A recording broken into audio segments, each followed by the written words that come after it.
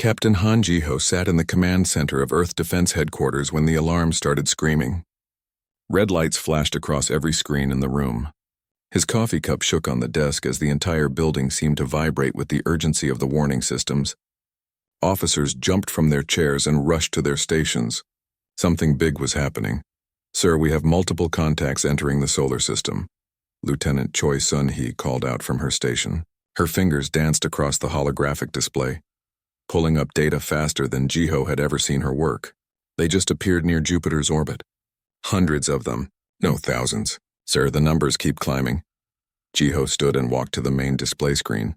What he saw made his blood run cold. The entire screen was filled with red dots, each one representing an alien ship. They had not seen anything like this before. Earth had made contact with a few alien species over the past decade, but nothing had prepared them for this moment.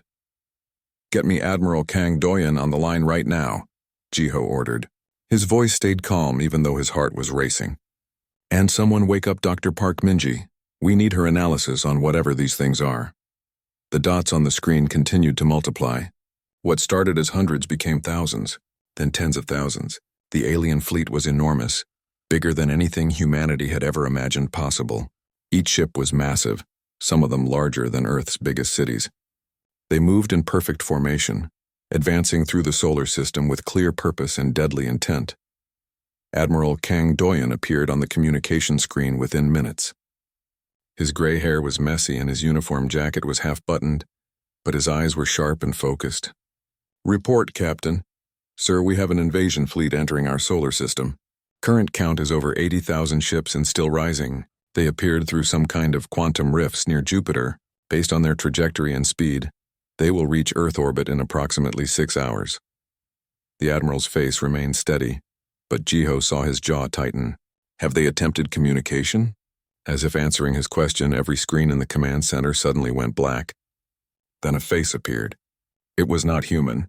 The creature had dark purple skin stretched over a skull-like face. Its eyes glowed orange, and when it spoke, rows of sharp teeth were visible. The translator systems kicked in, converting the alien sounds into words everyone could understand. "Humans of Earth," the alien said. Its voice was deep and rough, like rocks grinding together. "I am Overlord Vrexus of the Korath Empire. Your planet has been selected for integration into our domain. You have 12 of your hours to surrender completely. Dismantle your weapons. Open your cities. Submit to Korath rule. If you refuse, we will take your world by force. Resistance is pointless. We have conquered 700 worlds across 3 galaxies. Your species will be no different." The screen went black again. For a moment, nobody in the command center spoke. The weight of those words pressed down on everyone. 700 worlds, 3 galaxies. The Korath Empire was not making empty threats. Dr. Park Min-ji burst into the command center, still wearing her lab coat over pajamas. Her black hair was tied in a messy bun, and she was carrying 3 tablets in her arms. "I saw the broadcast. I have been pulling up everything we have on the Korath." She threw the data onto the main screen. Information scrolled past faster than most people could read, but Min-ji explained as she went. The Korath Empire is one of the largest military powers in the known galaxy. They are famous for their ground invasions. Their soldiers are incredibly strong, resistant to most weapons, and they reproduce quickly. Every planet they have invaded has fallen within days. They drop millions of soldiers onto the surface and simply overwhelm the defenders through sheer numbers. "How many soldiers are we talking about?" Admiral Kang Do-yeon asked from the communication screen. Min-ji tapped her tablet and pulled up intercept data that Lieutenant Choi Sun-hee had just decoded. "Based on the fleet size and typical Korath deployment patterns, we estimate they have at least 50 million soldiers prepared for planetary assault. Maybe more." The number hung in the air like a death sentence. 50 million. Earth's total military forces, if they combined every soldier, sailor, pilot, and officer from every nation, would only reach about 12 million. They were outnumbered more than 4 to 1, and that was assuming the Korath estimate was on the low end. "What are our options?" Ji-ho asked, though he already knew the answer would not be good. Admiral Kang Do-yeon straightened in his chair. His voice was firm when he spoke. "We fight. Humanity did not come this far to surrender at the first sign of trouble. Captain Han, I want every defense station activated. Every ship we have goes into orbit.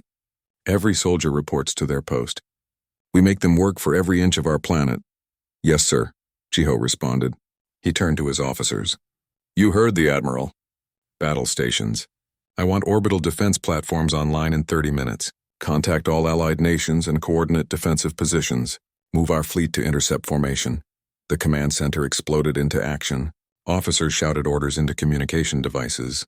Screens filled with tactical data as Earth's military machine came to life.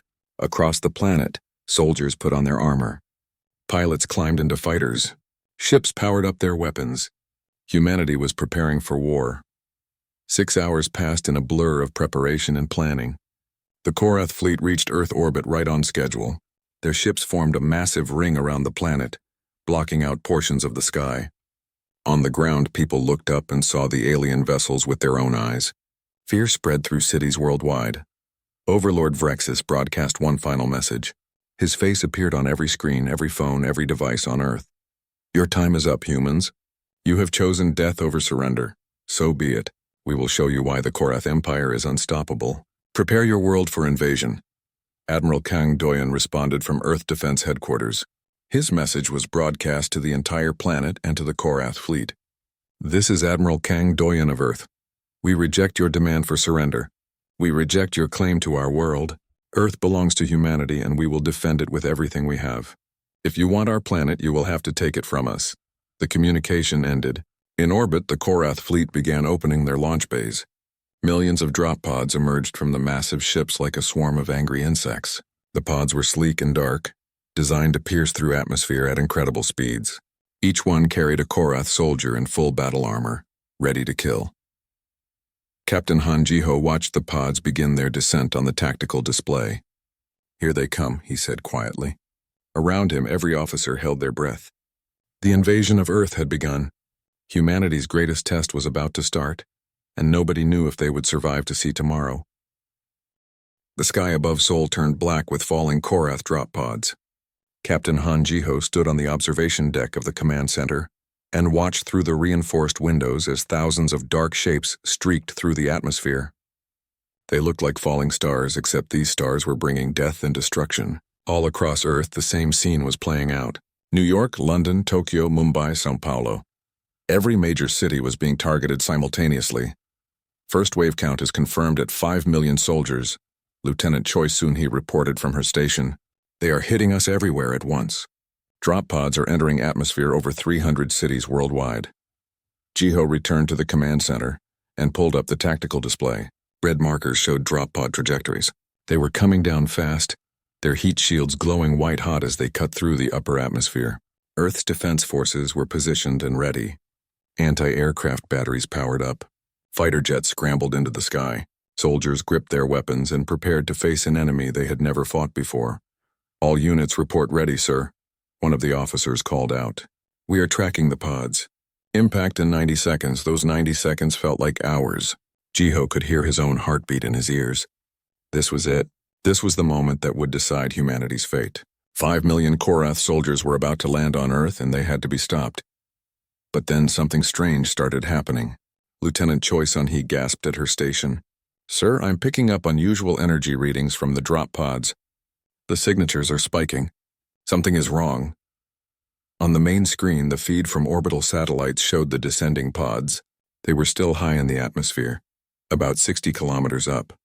As Jiho watched, some of the pods started to glow brighter, not just from atmospheric friction, but from something else, something internal. Sir, we are receiving audio from the pods, another officer called out. Should I play it? Yes, put it on speakers, Jiho ordered. The command center filled with sounds that made everyone freeze. Screaming. The Korath soldiers inside the pods were screaming. Not battle cries or war chants, but screams of pure agony and terror. The alien voices were high-pitched and desperate. Words came through the translator, broken and panicked. Burning. Something is burning. Help me, my armor is melting. What is happening? Why does it hurt? Pull back. We need to abort. Everyone pull back. The transmissions cut off one by one as the pods continued falling. On the visual feeds, the pods started to explode. Not from weapons or missiles, but from internal pressure. They burst apart in bright flashes of light, scattering debris across the sky. Sir, the pods are failing, Lieutenant Choi Sun-hee said, her voice filled with confusion. All of them. I am not detecting any successful landings. None of the first wave pods are making it to the ground intact. Chiho stared at the screen in disbelief. The drop pods that did manage to crash land instead of exploding hit the ground hard. Emergency teams rushed to the impact sites, weapons ready, expecting Korath soldiers to pour out. But when the first pod was opened in a field outside Seoul, what they found was not what anyone expected. The video feed came through to the command center. Soldiers carefully opened the pod's hatch, their guns aimed at the entrance. Smoke poured out. When it cleared, they could see inside. There was no living Korath soldier. There was only ash. Gray ash scattered across the inside of the pod. Pieces of melted armor, the shape of what used to be a living creature, now burned beyond recognition. All ground teams are reporting the same thing, an officer said quietly. Every pod that landed is full of ash. No survivors. Not one. The command center fell silent. Nobody understood what they were seeing. 5 million Korath soldiers had entered Earth's atmosphere. 5 million soldiers were now dead, and humanity had not fired a single shot. In orbit, chaos erupted aboard the Korath flagship. Overlord Vrexus stood in his command chamber, his orange eyes burning with fury and confusion. What happened? Report! Commander Thalen, his second in command, frantically reviewed the data from the drop pods. My lord, we lost contact with every pod in the first wave. All 5 million soldiers are gone. We received distress calls about burning and melting, then nothing. It is as if they were incinerated during descent. Impossible, Vrexus roared. He slammed his fist on the command console. The humans have no weapon that could destroy 5 million soldiers simultaneously. Our pods are shielded against all known atmospheric weapons. What killed my soldiers? A third figure emerged from the shadows of the command chamber. High Priest Molkar was old, his purple skin wrinkled and covered in ceremonial markings. He spoke in a quiet voice that somehow carried through the entire room. My lord, in the ancient texts there are warnings about cursed worlds, planets that reject invaders through forces beyond understanding. Perhaps Earth is such a place. Vrexus turned on the priest with fury. I do not want your superstitions, old one. This was a weapon. The humans are hiding something. He turned back to Commander Thalen. Prepare the second wave. 10 million soldiers this time. Improve the pod shielding. Change the entry vectors. Whatever the humans did, we will overcome it with superior numbers. Thalen hesitated. My lord, should we not investigate what happened first? We just lost 5 million soldiers without understanding why. Perhaps we should do as I command. Vrexus shouted. The Korath Empire does not retreat. We do not surrender. We conquer. Launch the second wave. On Earth, Dr. Park Minji burst into the command center again, this time with Professor Yoon Tae-woo following behind her. Tae-woo was an older man with gray hair and thick glasses, one of Earth's leading experts in astrophysics and atmospheric science. We need to study those pods immediately, Minji said urgently. Something killed those soldiers and it was not our weapons. We need to understand what happened before they send more. Admiral Kang Doyun appeared on the communication screen. Dr. Park, Professor Yoon, you have full authorization. Take whatever samples you need. Use any facility you require. I want answers and I want them fast. Captain Han Jiho watched as the two scientists rushed out to coordinate their investigation. He looked at the tactical display showing the Korath fleet in orbit. Something was happening up there. Movement, activity. His stomach tightened. Sir, the Korath fleet is opening launch bays again, Lieutenant Choi Sun-hee called out. This wave is bigger. Much bigger. I count. Sir, I count 10 million pods preparing to launch. Jiho felt cold dread wash over him. 10 million. The Korath were doubling down. They were going to try again, and this time with twice as many soldiers. But what if whatever killed the first wave did not work a second time? What if the Korath figured out how to counter it? All units remain on alert, Jiho ordered.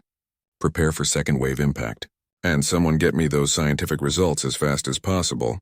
We need to know what we are dealing with. The second wave of drop pods began launching from the Korath fleet. 10 million dark shapes descended toward Earth. The sky filled with them once again, and once again, humanity waited and watched, not understanding what was protecting them, but praying desperately that it would work one more time.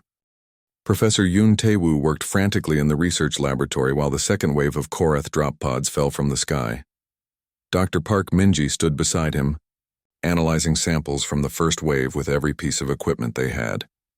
Around them, Dozens of other scientists worked at various stations, running tests and comparing data.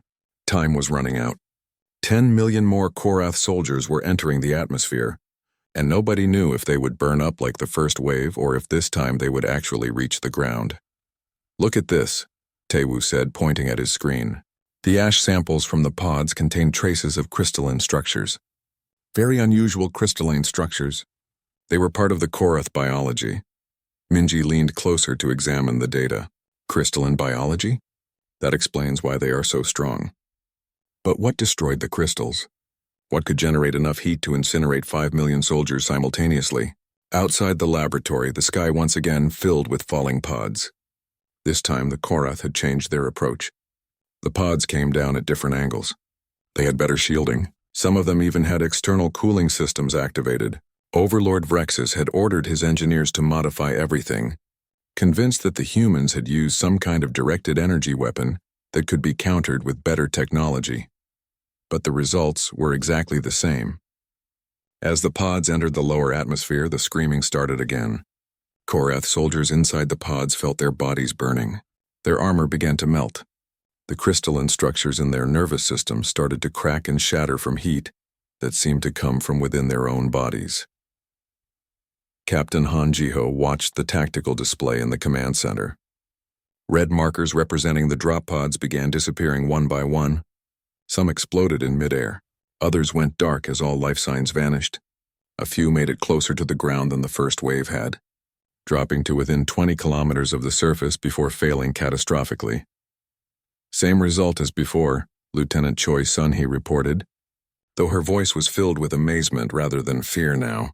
"All pods failing during atmospheric entry. No survivors detected. Sir, whatever is killing them is working even better this time." In his laboratory, Professor Tewu suddenly stopped working. His eyes went wide as he stared at his computer screen. "Minji, check the electromagnetic readings from the pods during their descent. Compare them to Earth's magnetic field strength." Minji pulled up the data he requested. For a moment, she just stared at the numbers. Then she started typing furiously, running calculations and cross-referencing with everything they knew about Korath biology. "No, it cannot be that simple." "It cannot be. What is it?" Tewu asked. "What did you find?" "Earth's magnetic field," Minji said slowly, as if she could not believe her own words. "Our planet has an unusually strong magnetic field compared to most worlds, and our atmospheric oxygen content is higher than the galactic average. When you combine those two factors with the crystalline structures in Korath biology..." She trailed off, running more calculations. Tewu finished her thought. "The magnetic field disrupts their crystalline nervous systems. The disruption generates heat, and the high oxygen content of our atmosphere feeds the burning process like fuel on a fire. The Korath are literally combusting when they enter Earth's atmosphere. They are burning from the inside out." The two scientists looked at each other in stunned silence. The answer had been so simple. Earth itself was killing the Korath, not human weapons, not some secret defense system, just the natural properties of the planet that humanity called home. "We need to contact Admiral Kang Doyen immediately," Minji said. 20 minutes later, the Admiral sat in the command center with Captain Han Jiho, watching as Professors Tewu and Minji explained their findings on the main screen. Charts and graphs showed the relationship between Earth's magnetic field, atmospheric composition, and Korath biology. The explanation was clear and undeniable. "So you are telling me," Admiral Kang Doyen said carefully, "that Earth is naturally deadly to the Korath?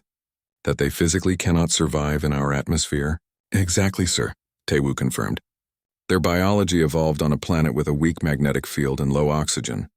Their crystalline neural structures are incredibly sensitive to electromagnetic interference. Earth's strong magnetic field disrupts these structures. The disruption generates heat. And when you add our high oxygen atmosphere, the heat becomes an uncontrollable fire. The Korath cannot survive atmospheric entry. Every single one of them will burn before reaching the ground, no matter how many they send." Captain Jiho felt a weight lift from his shoulders that he had not even realized he was carrying. "They cannot invade us.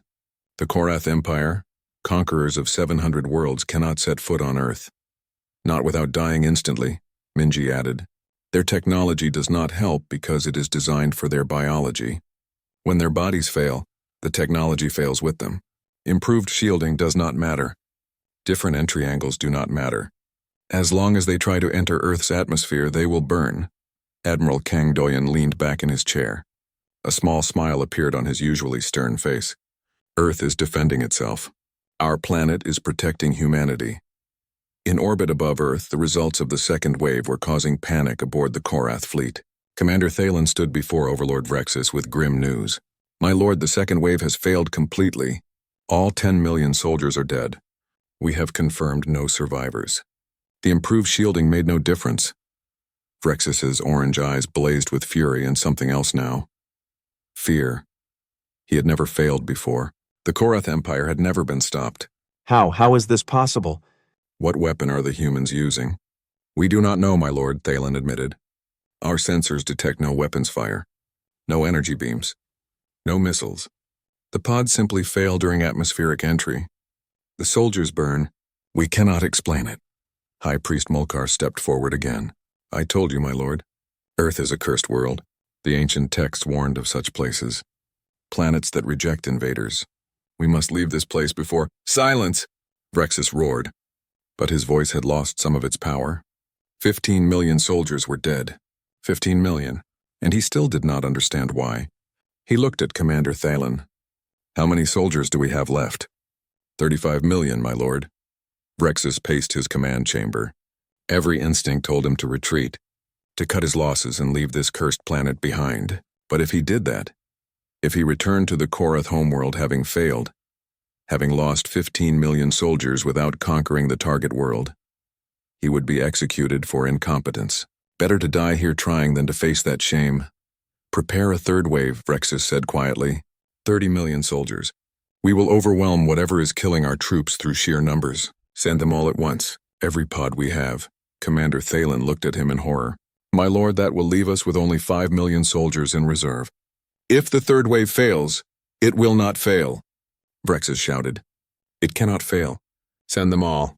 On Earth, Captain Han Jiho received a proposal from Admiral Kang Doyen.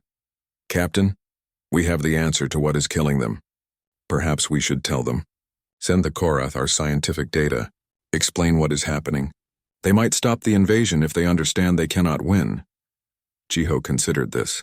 Sir, they just lost 15 million soldiers. They might not believe us. They might think it is psychological warfare. Maybe, the Admiral agreed. But we should try. Prepare a transmission. Include all of Professor Yoon's data and Dr. Park's analysis. Translate it into their language. Show them exactly why their soldiers are dying. If we can stop this without more death, we should try. Jiho nodded. It was worth attempting. Even if the Korath were their enemy, 15 million deaths were already too many. Perhaps knowledge would succeed where weapons had failed. Perhaps the truth would end this war before it went any further. But as the transmission was prepared, sensors detected new activity from the Korath fleet. Launch bays were opening again, and this time far more of them than before. The transmission from Earth reached the Korath flagship just as Overlord Vrexus was preparing to launch his third wave. The message contained detailed scientific data, charts showing magnetic field interactions, atmospheric composition analysis, and biological compatibility studies. Dr. Park Minji and Professor Yoon Tae-woo had included everything they discovered, explaining in clear terms why Korath soldiers could not survive in Earth's atmosphere. Vrexus stared at the data with his orange eyes burning. Lies, he hissed. Human propaganda. They are trying to make us afraid with false science. They want us to doubt ourselves. Commander Thalen studied the transmission carefully. Unlike his commander, Thalen had a scientific background. He understood what he was reading. The data made sense. It explained everything that had happened to the first two waves. The magnetic field interactions, the crystalline neural structures, the combustion process. It all fit together perfectly. My lord, Thalen said carefully, I believe this data is accurate. It explains why our soldiers are dying. The humans are trying to help us understand. Perhaps we should— No. Vrexus slammed his fist on the console. I will not accept defeat because of some natural phenomenon. I will not return home in shame. The Korath Empire does not surrender. Launch the third wave. All 30 million soldiers now. Thalen looked at his commander with growing horror. My lord, Please reconsider. If this data is true, we will lose 30 million more soldiers for nothing. That is almost our entire invasion force. We should verify the information first. I gave you an order, Commander, Vrexus roared. Launch the wave or I will have you executed for cowardice. Thalen had served Vrexus for 20 years. He had followed orders across 3 galaxies. He had helped conquer dozens of worlds. But this was different. This was not strategy or tactics. This was suicide. He looked around the command chamber and saw fear in the eyes of other officers. They knew this was wrong. They knew this would fail. But discipline held. Thalen gave the order. Launch the 3rd wave, all pods, all soldiers. 30 million drop pods emerged from the Korath fleet. The sky above Earth turned completely black. People on the ground looked up and could not see the sun. The pods blocked out the light like an eclipse. This was not an invasion anymore. This was desperation. This was Vrexus gambling everything on one final attempt. Captain Han Jiho watched the tactical display with a mixture of awe and sadness. 30 million. They sent 30 million soldiers even after we gave them the data. They sent them to die. Perhaps they think we are lying, Lieutenant Choi Sun-hee said quietly. Or perhaps their commander cannot accept the truth. The pods entered Earth's atmosphere. For a few moments, nothing happened. They descended through the upper layers, their heat shields glowing. 50 kilometers. 40 kilometers. The atmosphere grew thicker around them. Earth's magnetic field grew stronger. The oxygen content increased. Then the screaming started. But this time there were 30 million voices. The sound was overwhelming. Even filtered through communication systems, the agony and terror in those voices made people in the command center cover their ears. The Korath soldiers were burning. All of them. All at once. The sky lit up as if a second sun had appeared. 30 million pods exploding, burning, failing. Debris rained down across the planet. Most of it burned up completely before reaching the ground. What little did land was just ash and melted metal. The atmosphere glowed orange and red from the sheer amount of heat being generated. On the Korath flagship, sensors registered the catastrophic failure of the 3rd wave. Officer after officer reported the same thing. No survivors. 0 successful landings. 30 million soldiers reduced to ash in minutes. The command chamber fell completely silent. Even Vrexus seemed frozen, unable to process what had happened. Commander Thalen felt something break inside him. 45 million soldiers dead. 45 million lives wasted because one stubborn commander refused to accept reality. He looked at Vrexus and saw not a great leader but a fool whose pride had caused the worst military disaster in Korath history. "My lord," Thalen said, his voice cold and hard. "We must withdraw. We have lost 90% of our invasion force. The human data was correct. We cannot take this planet." Vrexus turned to him slowly. The fire had gone from his eyes. What remained was emptiness and desperate madness. "No," he whispered. "No, we have not lost. We still have ships, we still have weapons. If we cannot take the planet, we will destroy it. Charge all orbital bombardment weapons. We will burn this world from space." Horror spread through the command chamber. Orbital bombardment was forbidden by galactic law. It was genocide. Entire species would condemn them. But more than that, it was wrong. It was murder on an unimaginable scale. Earth's population was over 8 billion. "My lord, you cannot," Thalen said. "This is against every law, every code. We will be hunted by every civilized species in the galaxy." "I do not care," Vrexus screamed. "If I cannot have this planet, nobody will. Charge the weapons. Fire on my command." Thalen looked around the command chamber. He saw the same horror on every face. The other officers were looking at him, waiting for him to do something. Waiting for someone to stop this madness. He thought of the 45 million soldiers who had already died. He thought of the 8 billion humans on the planet below, who had done nothing except exist on a world their biology was suited for. "No," Thalen said simply. Vrexus turned to him in shock.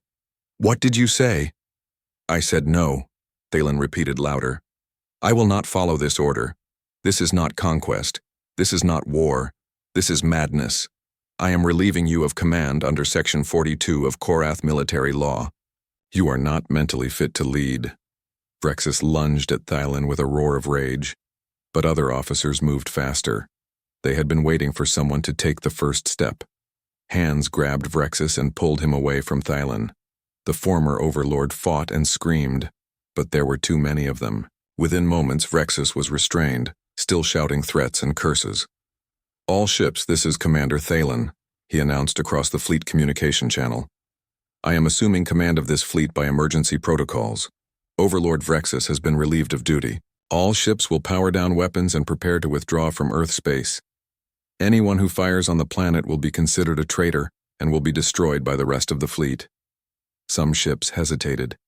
Vrexus had loyal followers, officers who believed in him absolutely.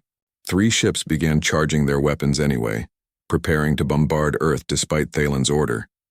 But they were quickly surrounded by other Korath vessels. Warning shots were fired. The rebel ships were given a choice: power down or be destroyed.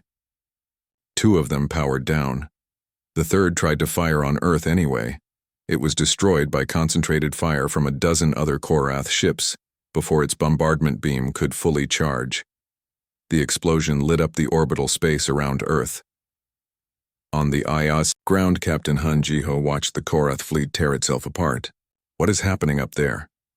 Lieutenant Choi Sun-hee listened to the intercepted communications. Sir, it sounds like there is a mutiny. Some of the Korath wanted to bombard us from orbit. Others are stopping them. They are fighting each other. Admiral Kang Doyun appeared on the communication screen. His face was tense. Captain, prepare all remaining orbital defenses. If they start firing on Earth, we need to fight back. But the fighting in orbit ended quickly. The mutiny succeeded. Commander Thylin sent a new transmission to Earth. His face appeared on screens in the command center.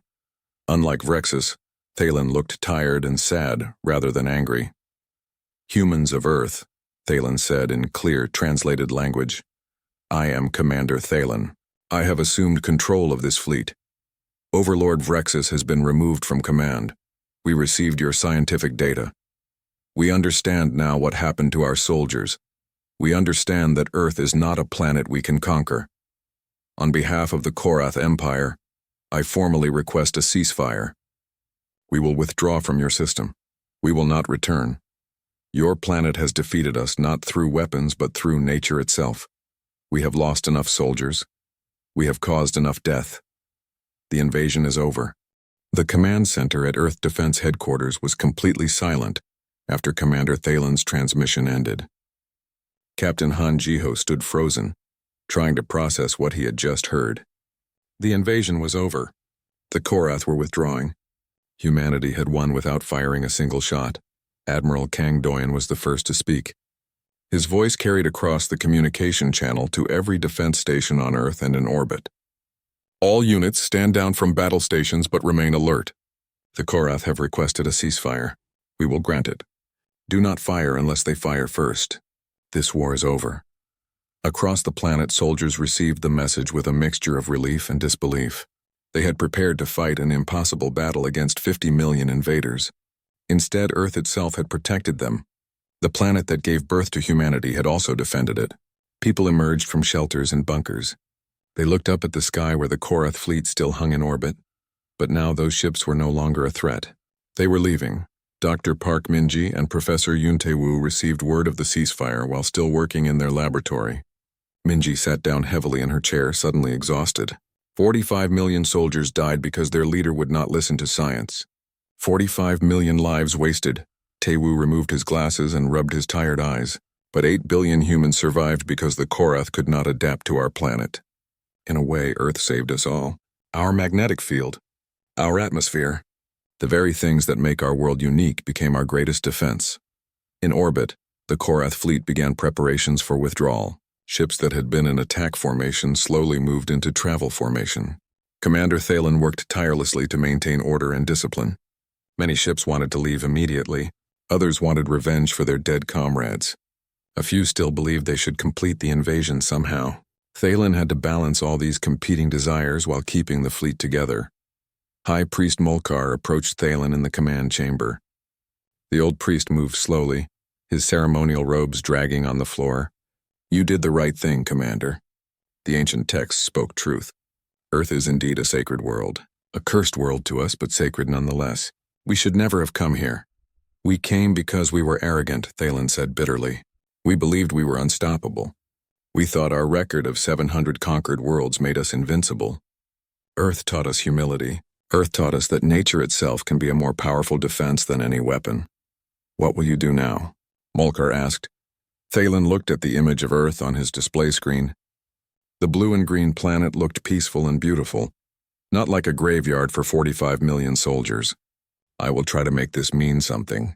I will make sure the entire galaxy knows what happened here. The Korath Empire must learn from this disaster, and perhaps other species will learn too. Earth is not to be invaded, not by us, not by anyone. 2 days later, Commander Thalen sent a formal communication to Earth requesting permission to speak directly with Earth's leadership.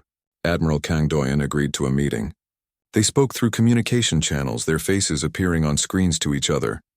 Admiral Kang, Thalen began, I wish to formally apologize for the invasion of your world. I wish to offer reparations for the damage caused by falling debris from our failed assault. And I wish to propose a treaty between Earth and the Korath Empire. The Admiral listened carefully. What kind of treaty are you proposing, Commander? A non-aggression pact, Thalen explained. The Korath Empire will recognize Earth as sovereign territory. We will never attempt invasion again. We will share our knowledge of the galaxy with you. Star charts, information about other species, technology that might be useful to you. In exchange, we ask only that you allow us to leave in peace and that you share your scientific data about what happened with the wider galactic community. Why do you want us to share the data? Captain Han Jiho asked. He was standing beside the Admiral listening to the conversation. Because other species need to know, Thalen said simply. Earth is unique. Your magnetic field and atmospheric composition make your planet deadly to species like us. But there are thousands of other species in the galaxy. Some might be compatible with Earth, some might not. Everyone should know the truth before they make the same mistake we did. Your planet is naturally defended. That makes Earth very special, very valuable, and very dangerous to those who cannot adapt to it. Admiral Kang Doyun considered this for a long moment. Then he nodded. We accept your proposal, Commander. We will share our data with the galactic community. In return, we want full information about the other species out there. We want to know who might be friendly and who might be hostile. Earth cannot remain isolated anymore. You have shown us that we are not alone in the universe. Now we need to understand our place in it. The treaty was formalized over the next week. Commander Thalen kept his word. The Korath fleet shared detailed star charts showing thousands of inhabited systems. They provided information about major galactic powers, trade routes, political alliances, and potential threats. They gave Earth a foundation of knowledge that would have taken centuries to gather on their own. Dr. Park Minji and Professor Yoon Tae-woo prepared their research for publication across the galaxy. Their paper, titled Earth's Natural Defense, Magnetic Field, and Atmospheric Interaction with Crystalline Biology, became one of the most important scientific documents in galactic history. Species everywhere studied it. Some were relieved to discover they were compatible with Earth. Others were horrified to learn they could never safely visit the human homeworld. News of Earth's existence and the Korath defeat spread rapidly through the galaxy. Within months, dozens of alien species sent peaceful communications to Earth. They wanted to establish diplomatic relations. They wanted to trade.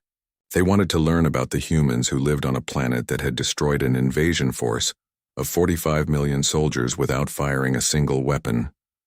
Earth became famous. Diplomats called it the untouchable world. Scientists called it the magnetically defended planet. Soldiers called it the graveyard of the Korath. But to the people who lived there, it was simply home. It was the world that had protected them when they needed it most. Captain Han Jiho stood in the observation deck of Earth Defense Headquarters 6 months after the invasion ended. The sky was clear and blue. No alien ships hung in orbit anymore. The Korath were gone. Earth was at peace. But everything had changed. Humanity was no longer alone. They were part of a galactic community now, whether they were ready or not. Lieutenant Choi Sun-hee joined him at the window. Sir, we just received 3 new diplomatic requests. one from a species called the Ventari, another from the Helios Federation, and a third from a coalition of 17 different species who want to form a trade agreement with Earth. Jiho smiled slightly. A year ago, we thought we were alone in the universe. Now we cannot keep up with all the aliens who want to talk to us. The galaxy knows about us now, Sunhee said. We are famous. Or maybe infamous. The planet that killed 45 million Korath without trying. Earth protected us once, Jiho said quietly, repeating words Admiral Kang Doyen had spoken months ago. But we cannot count on that forever. The Korath were incompatible with our planet, but there are thousands of other species out there. Some of them will be compatible. Some of them might be hostile. Next time we face a threat, Earth's natural defenses might not be enough. Admiral Kang Doyen entered the observation deck, having overheard the conversation. That is why we are building our fleet, Captain. That is why we are training more soldiers. That is why we are establishing alliances with friendly species. Earth gave us time. Earth gave us a miracle, but we have to use that gift wisely. We have to prepare for the future. Jiho nodded. What do you think the future holds, sir? The Admiral looked out at the peaceful sky. I think Earth is about to become very important in galactic politics. We have something unique. A planet that is naturally defended against certain types of invaders. That makes us valuable. That makes us a potential ally or a potential target, depending on who you ask. The age of Earth's isolation is over, Captain. The age of humanity among the stars has truly begun. And whatever comes next, we will face it together. All of us, all of humanity, protected by the planet we call home. The three of them stood in silence, looking out at the sky. Somewhere up there, beyond the atmosphere that had saved them, was an entire galaxy full of life, full of possibilities, full of dangers. Earth had protected humanity once. Now it was time for humanity to prove they were worthy of that protection. Time to show the galaxy what humans could really do. The invasion had failed. But Earth's story, humanity's story, was just beginning.